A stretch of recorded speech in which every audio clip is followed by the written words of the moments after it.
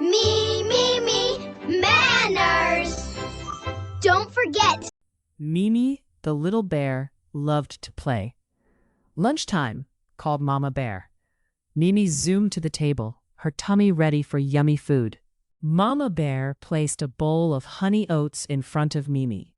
Mimi was so excited, she reached out her paw to grab the spoon right away. "Wait, Mimi," Mama Bear said gently. Mimi paused. She really wanted her oats, but Mama Bear looked a little sad. Mimi felt a tiny bit confused. Mama Bear smiled. "Remember our magic words? When you ask for something, say please. When you get something, say thank you." Mimi's eyes sparkled. She looked at Mama Bear. "Please, may I have my spoon?" "Thank you, Mama Bear," she chirped. Mama Bear gave her a big hug. Mimi ate her yummy oats, feeling happy inside.